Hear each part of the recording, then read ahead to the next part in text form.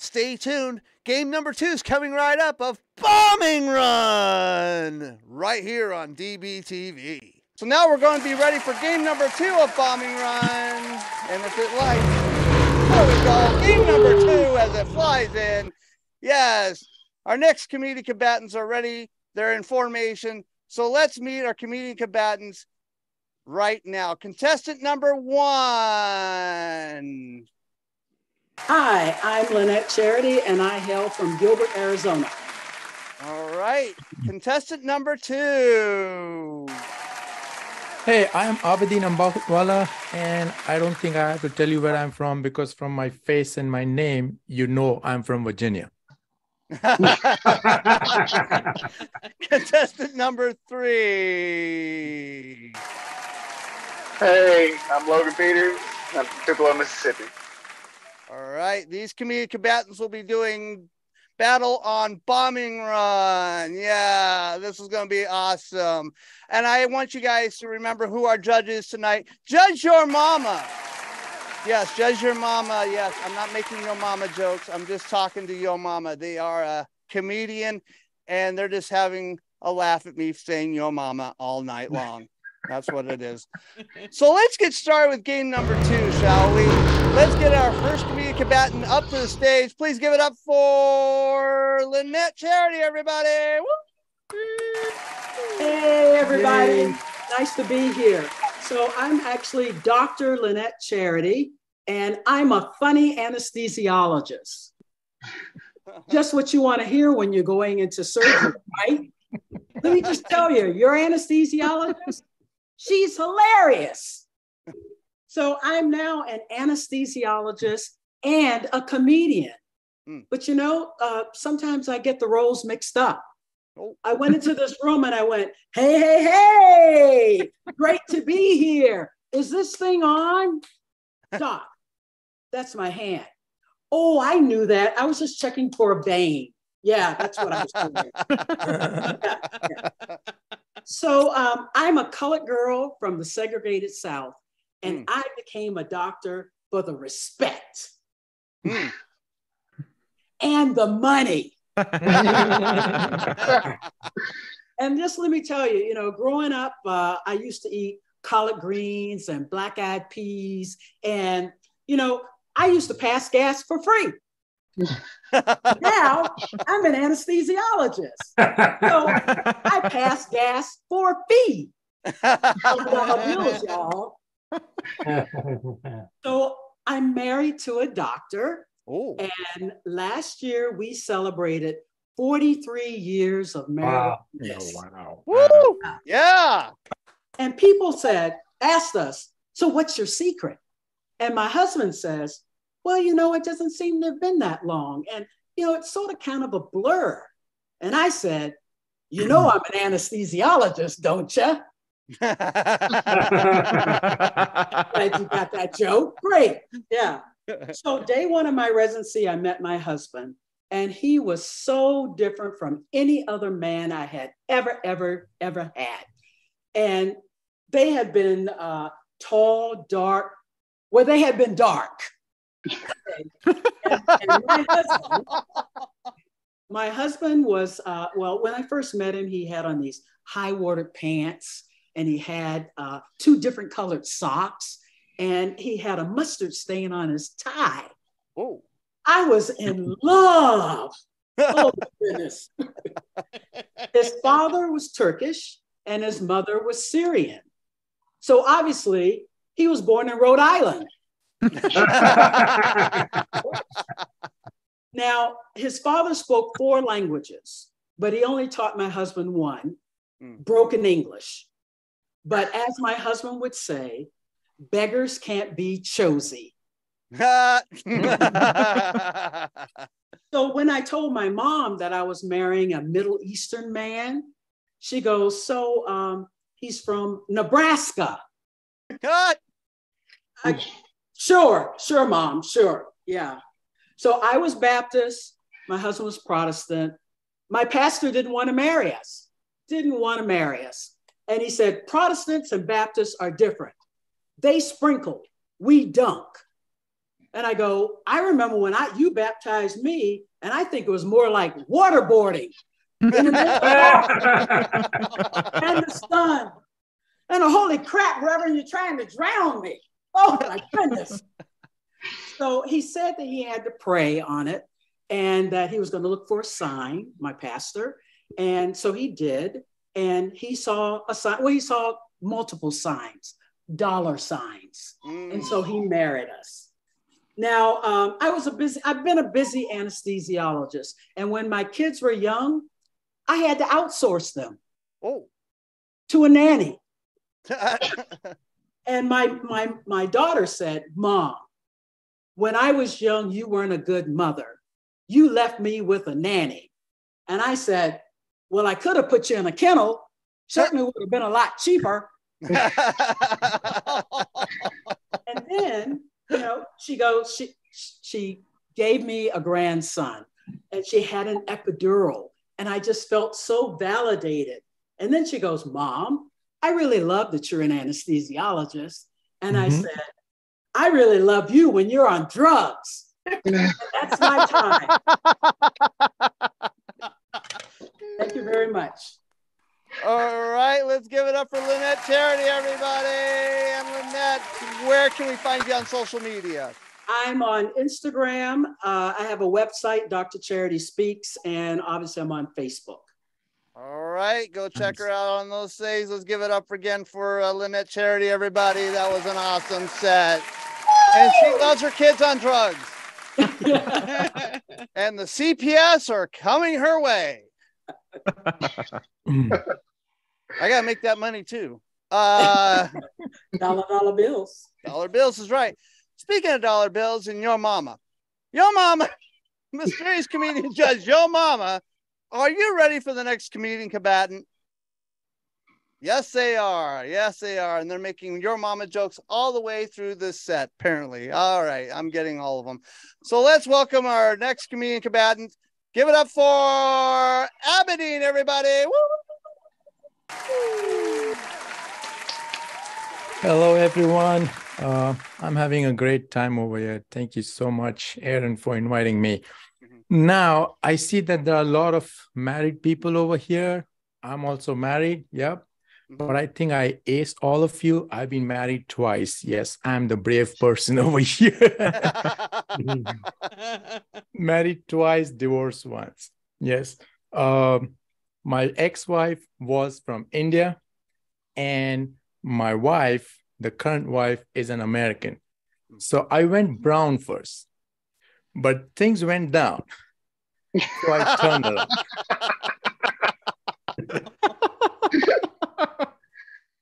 And then I went white. Things are looking quite all right. So.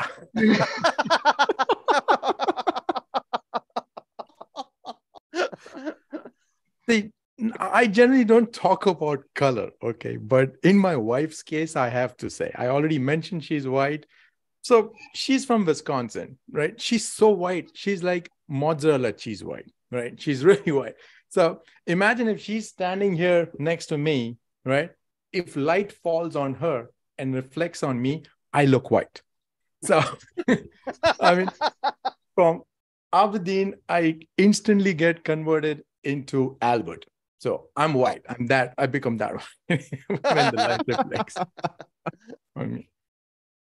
Now, my wife, I found my wife on Match.com, right? I don't know if you guys, how did you find your wife? But it's a very nice site. Now, when I was on Match.com, I saw that the things that men and women look into the opposite partner is so different, right?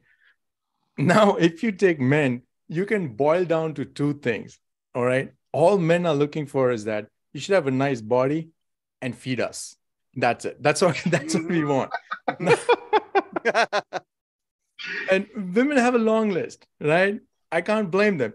They are looking for the perfect man, right? But I tell you what, the perfect man is like Superman. It doesn't exist. It's a myth, right? So what women do is that since there's no perfect man, they find a man and then spend the rest of their life making that man perfect. So now marriage, like as we know it's an institution of love, understanding, caring, and all that. I know that. But under the covers, it's nothing but an institution of correction for the men. Run by their wives. All right. Okay, my wife is very smart. All right. She's like, I don't know if you guys are fans of what do you call that? Big Bang Theory. So our situation, is like that. She's Bernadette and I'm like Howard. So she's a scientist. She's an immunologist and I'm an engineer, right? I love her so much and I wouldn't even dare to cheat on her. I love her. And also the second reason is that since she's an immunologist, she knows a million ways to make me disappear. So without a trace, she's bang out of Breaking Bad Part 2 or something. Okay, enough jokes on me. Let's make joke of the rich people. All right. So, everybody knows that the Microsoft founder, right? Bill Gates and his wife, they got divorced after 27 years. So I was thinking that for 27 years, these two were just looking for the window of opportunity. And then when they found one, they went for an upgrade. So all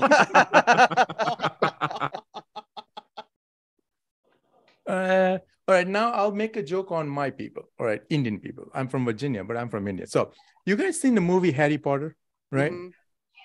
Everybody else. So amazing book, amazing story. But one thing I couldn't understand is that there were two Indian girls in that movie. Now take it from an Indian guy, right? No Indian parent is going to send their kids to a magic school. Trust me. No Indian parent. Only if it makes them a magical doctor or a lawyer or an engineer, that's the magic school. Yeah. Okay, I guess that's my time. Thank you so much. All right, let's give it up for Abedin, everybody. Oh yeah, and Abedin, where can we find you on social media? Actually, I'm on Facebook and Instagram, and sometimes on page 3. No, I'm just kidding. It's go look up Facebook and Instagram. Okay, so you just look up Abedin. Yes, Abedin. Yeah. Okay, not your last name because I couldn't say it. That's why I'm just asking. Yeah, my first name and last name, because my last name is very unique, just like me. So you will easily find me on Facebook. All right. Thank you so much, Abedin. Wow. Yeah, I didn't use match.com because I thought that was for pyros. Yeah, actually, I met my wife on the old-fashioned way on Craigslist. True story. All right. Judge your mama. I'm not judging your mama or your mama or your mama. Judge your mama. Are you ready for the next comedian combatant for the night? Yes, they are. And quit making those faces at me. So up next, our comedian combatant. Please welcome to the stage, Logan Peters, everybody. Hey, everyone. I'm not currently married, but I will be married soon. So whenever you hear me reference my wife, it's the woman that I will be marrying, not the lady that I divorced. A little bit quick about me. I've been working in IT for 11 years, and let me tell you, it gives you quite the extreme tolerance for stupidity. Like, for instance, I used to do IT at a hospital, and this girl calls me up and she says, "Hey, the LSM is making this awful racket." And I don't know what it is. So I was like, well, try unplugging it and let it sit for a little bit and then plug it back in. Which she did, and it worked, surprisingly. Now we both have court dates because the person couldn't live without life support. Yeah, I keep saying, have you tried turning it off and turning it back on? So many times during the day, that's just my default answer for like everything, right? It got me in trouble when my wife told me that her dad has cancer. Oh. So that's not what you wanted to hear. Yeah. And like whenever you work with computers for so long, people just assume that you can fix anything electronic. Like, no, Grandma, I don't know why your vibrator's not working. Will you please step back? Why is it slimy? Let's clean out the charging port. I'm just saying, I'm here to fix problems, you know? Another thing that really bothers me, though, is whenever people think that just my being there, it fixes the issues that they're having. And I'm here to tell you that is 100% true. I am, in fact, a wizard, and my mere presence does fix all electronics. It's really weird that, you know, whenever I have to stand in my neighbor's corner so she can film her OF content. Now, working in IT has helped me a lot. I'm now able to think through much more complex things, but I still can't figure out why it's such a big deal to leave the toilet seat up. Like it's inefficient. I mean, I go in there, I have to touch it twice. I have to pick it up and put it back down. That way my wife doesn't have to pick it up and put it back down. It just doesn't make any sense to me. Why can't she just put it down? Why do I have to pick it up and put it down? Like, I thought marriage was supposed to be 50-50, but apparently 50-50 only applies to money and chores, not the toilet seat. I'm just saying, we're fighting for equality between the sexes. Let's start with the toilet seat. I don't want to touch it. I don't know. I didn't have to worry about toilet seats whenever it was me and my best friend living together, though. Like, for real, it was great. I had to deal with a whole lot of different things. Like, me and him have been friends for so long, like way too long, like to the point where he's gotten comfortable calling me with things that he shouldn't be calling me with. Like, he called me the other day and he says, hey man, guess what was in the barn this morning? I don't know what. 2 homeless meth heads and a peacock. What? I'm sorry. What? Why do you feel the need to call me and tell me these things, man? He's like, oh, no, I haven't even got to the good part. The good part, huh? Yeah, one of the meth heads was your sister. Whoa. You know, that's actually the least surprising part of the story. Yeah, that was the one that was better, though, is whenever he called me and the first words that came out of his mouth was, I don't remember ordering a human liver. Oh, explain? He's like, well, there was a human liver on my desk at work this morning, and I don't know how it got there. Well, buddy, unless they're about to split you from stem to sternum in the break room, it probably isn't supposed to be there. He's like, well, what do? I don't know, man. Call Hannibal Lecter. I'm sure he could give you a pretty good recipe on how to grill it up. Mm-hmm. Ooh. Obviously, call the police. I don't know. And he gets quiet for a second, and he says, well, it is almost lunch. Whoa. Yeah, man. If it hadn't been for my best friend, though, I mean, he's pulled me out of the tank so many times, man. Like, and he was around me whenever everyone was embarrassed to be around me, which is what you want from a best friend, until you realize that maybe I was the one that was supposed to be embarrassed to be around him. Yeah. Because I walked in, and this guy had a hentai, and if you know, you know, on the big screen in the living room, and I'm like, whoa, dude, take it to your room, man. And he's like, oh, no, I'll watch it for the stories. I was like, that girl has 7 tentacles inside her with quadruple-sized boobs. They're slapping her in the face. There is no story to this. But then he told me, and it actually turned out to be a pretty good show. Oh, my gosh. All right. Let's give it up for Logan Peters, everybody. Logan, where can we find you on social media? I'm on all social medias at Loaded Gun 1309. Without the A. You don't have to put an A in it. LODED gun. Oh, 1309. Okay, go check him out there. Thank you so much. Let's give it up for Logan Peters once more. And do not go over to his friend's house for dinner. Is all. He's actually sitting right here behind me. You can't see him. Well, that's good. We don't see him eating dinner. Thank you. Don't want any part of it. Another party of one. Another party of one. All right, Judge your mama. This is a tough judge to talk to. Judge your mama. Who is Joker Ace of game number 2 tonight? Is it Lynnette Charity, Abedin, or Logan Peters? Not my mom. No, my mom doesn't play. All right, so I know who's Joker Ace of game number 2 is tonight. Joker Ace of game number 2 is Lynnette Charity, everybody! All right, you are Joker Ace of game number 2. You'll be facing off with Lloyd Legacy Sharp in Dogfight Edition. Congratulations! Oh my God! Oh wow! Congratulations on that. Yeah. All right, that was so cool.